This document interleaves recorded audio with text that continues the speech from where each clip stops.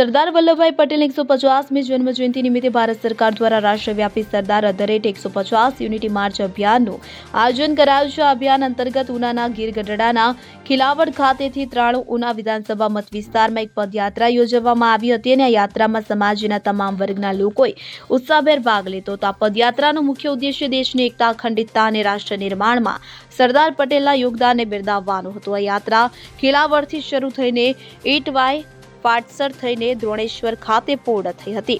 પદયાત્રાઓએ એક ભારત, આત્મનિર્ભર ભારત અને રાષ્ટ્રીય એકતાના સૂત્રોચ્ચાર કર્યા હતા. પદયાત્રા પૂર્વે વિવિધ રચનાત્મક કાર્યક્રમોનું પણ આયોજન કરવામાં આવ્યું હતું. કાર્યક્રમો સરદાર પટેલના આદર્શોને ઉજાગર કરવાના હેતુથી યોજાયા હતા અને આ પદયાત્રામાં સાંસદ રાજેશભાઈ ચુડાસમા, ધારાસભ્ય કેસી રાઠોડ, જિલ્લા પંચાયત કારોબારી સમિતિના ચેરમેન ડાયાભાઈ અગ્રણી, મહેન્દ્રભાઈ પીઠિયા સહિત ઉના અને ગીર ગઢડાના મામલતદાર, તાલુકા વિકાસ અધિકારીઓ અને દ્રોણેશ્વર ગુરુકુળના સંતો ઉપસ્થિત રહ્યા હતા.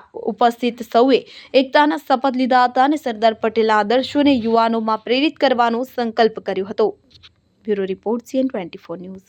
હવે જુઓ દેશ દુનિયાની તમામ ખબરો તમારી આંગળીના ટેરવે. ઉઠાવો મોબાઈલ અને Google Play Store પરથી ડાઉનલોડ કરો અમારી CN24 ન્યૂઝ મોબાઈલ એપ.